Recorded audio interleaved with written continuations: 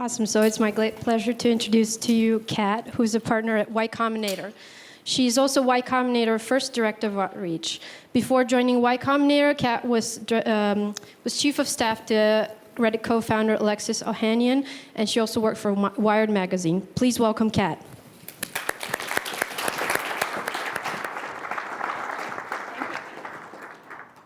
Hi, everyone. Excited to be here today. I literally just got off my plane. So I am Kat Manalac. I'm a partner at Y Combinator.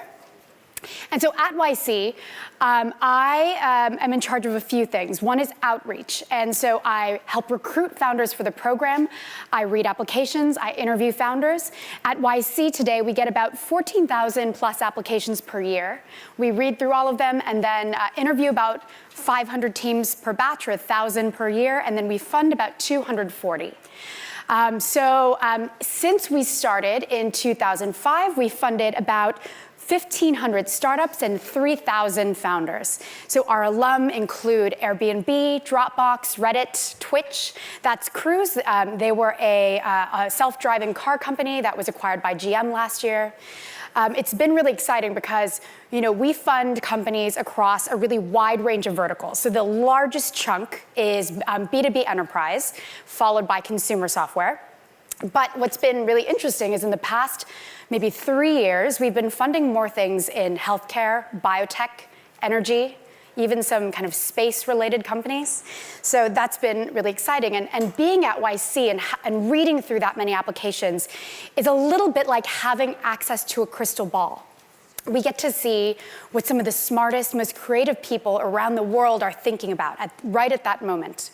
And so someone actually looked at they analyzed the data from 8 years of our applications and compared it to Google Trends and found that many of the trends we're seeing, Google Trends was lagging about 1 or 2 years behind. So we get to see things before they even reach the public consciousness.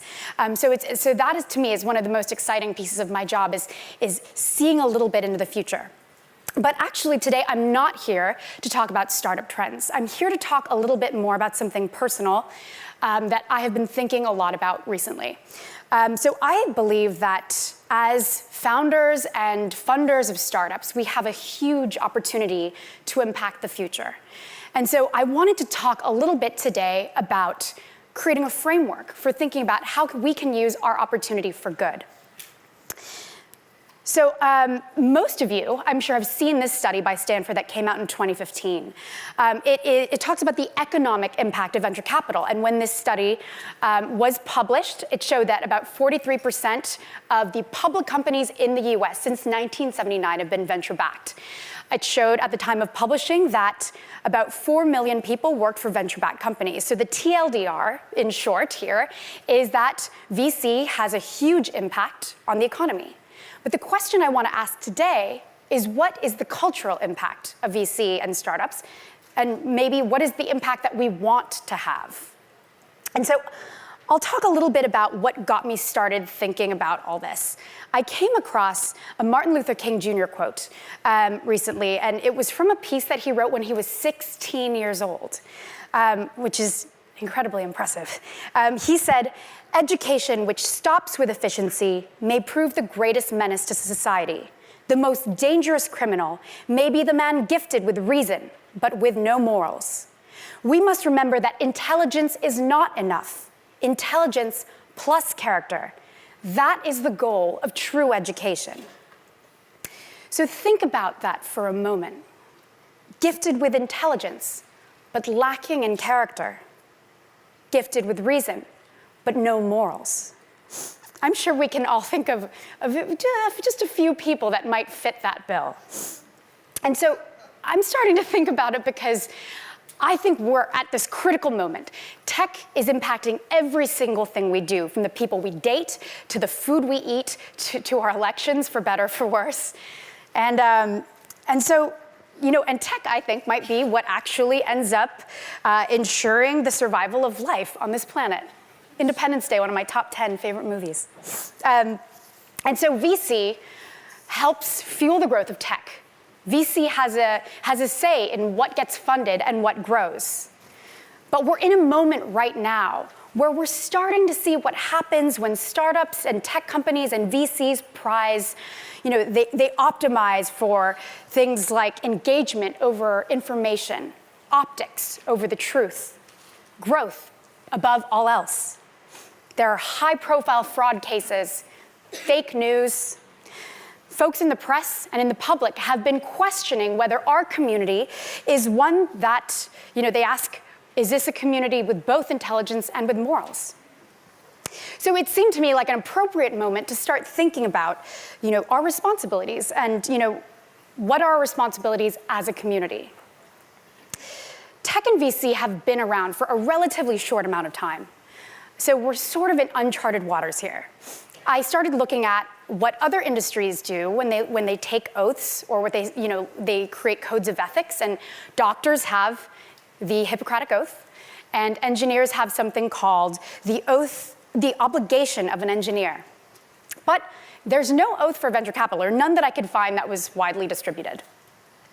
So what if there was a venture capital Hippocratic Oath? I thought it would be kind of fun today to map out what it might look like or what it might discuss. So a common framework I looked at was one from medical bioethics. It's a common framework that uses 4 principles from Tom Beauchamp and James Childress's book, Principles of Biomedical Ethics. So it recognized these 4 basic moral principles. And so if we use that to create a VC Hippocratic Oath, maybe this is what it would look like. First, it would go over respect for autonomy. Respect for autonomy in medicine refers to respecting a patient's right to refuse or choose their treatment. It refers to helping the patient make an informed decision.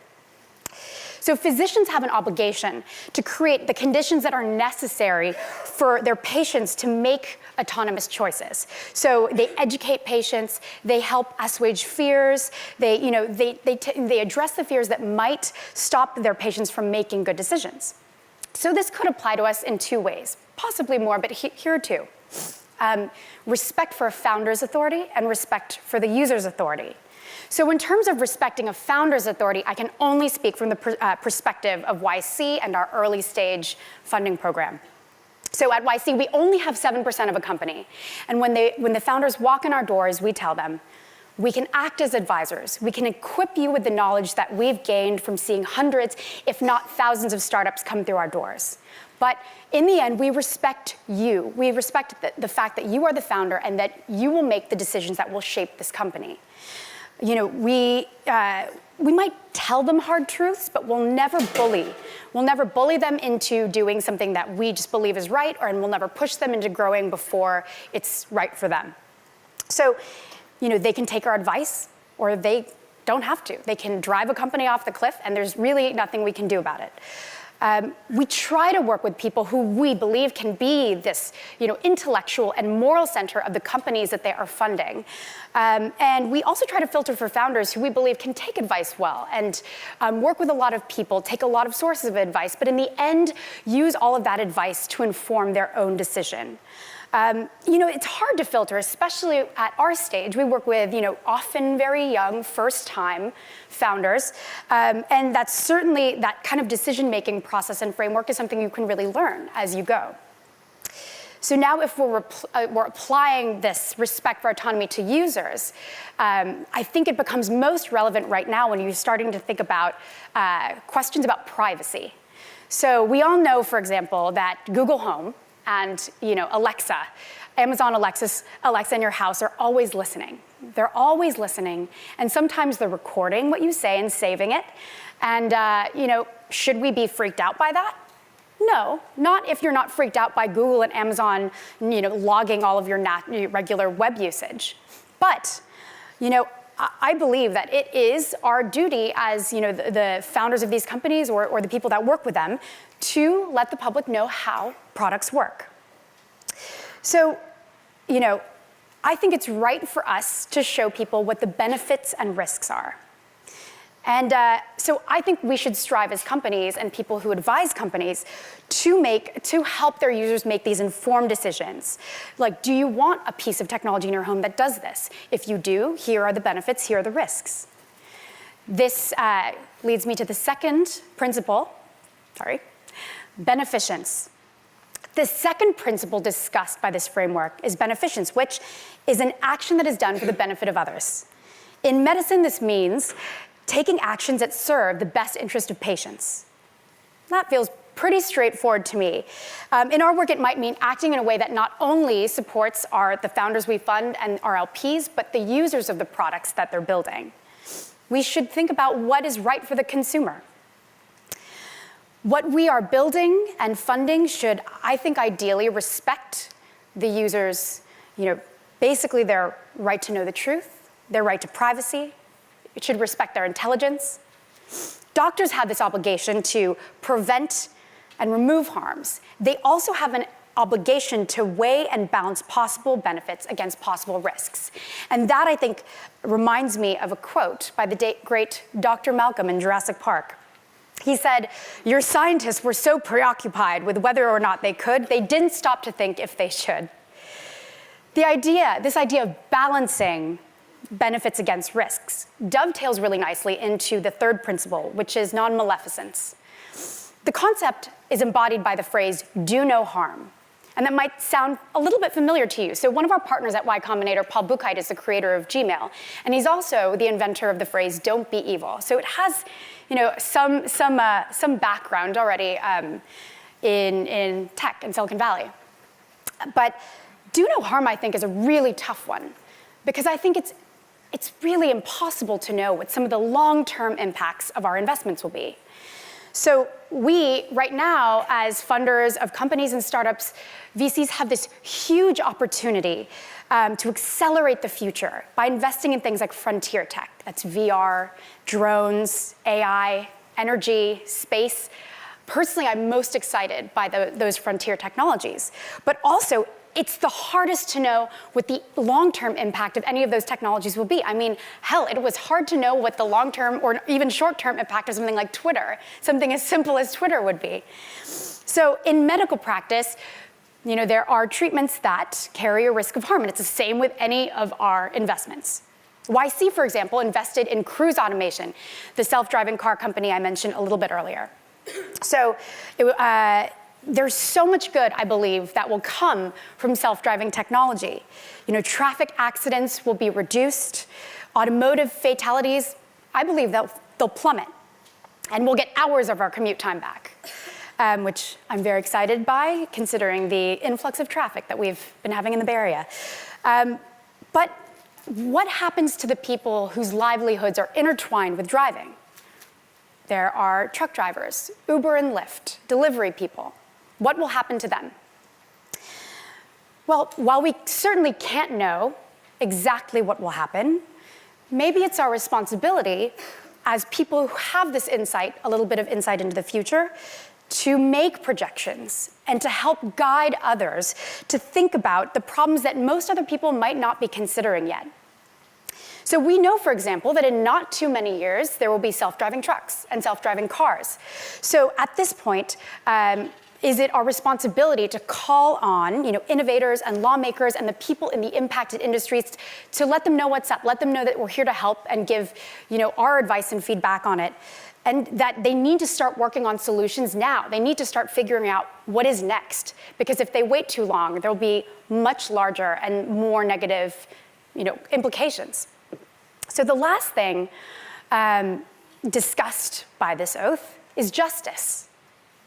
In medicine, justice concerns the distribution of scarce health resources and the decision of who gets access to them. And so for us, I think it's clear that justice concerns who gets access not only to money, but who gets access to our time. The first step, I think, here is being aware of who pitches to you, aware of the channels that you use to access founders and deal flow, aware of who you fund. I think many of us in the past few years have actually done a better job at gaining a sense of this, of the landscape, understanding, getting a better sense of awareness. So for our example, are you aware that there are major groups of people who aren't getting access to you? Are there channels you haven't tapped into?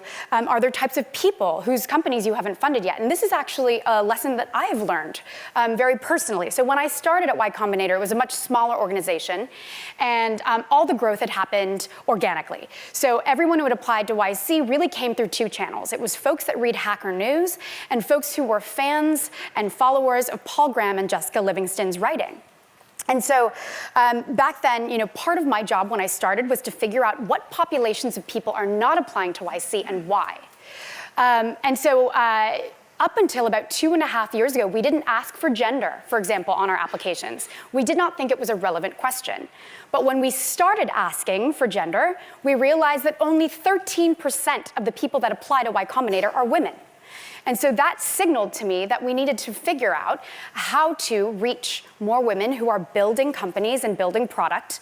And so that's one of the reasons why, for example, we started hosting the Female Founders Conference. So I'm a host of that. It's our 4th year now, to encourage more women to hear the stories of other women who are building companies and product. But I think building awareness is key. It's a key practice. And so, for example, if it has made me rethink, what is our firm's, and any firm's, sort of stance on hiring women and people of color, both in leadership positions and at the investing table. If you're a firm of all men, ask yourselves, how did this happen and why? And I know that change does not happen immediately, surely. But being aware of how and why things are the way they are and questioning the status quo, that is part of our jobs. Sometimes when I'm bogged down by the day-to-day, I get sucked into email, I get sucked into Twitter fights, I forget what this is all about. I forget like, what is the point of this all, and I don't see the big picture. I forget how lucky we are that our jobs here have such wide-ranging impact. And I forget that we have access to such incredible people. So I believe that this community can really work together toward a greater good. And I hope these 4 words will help guide me. Thank you.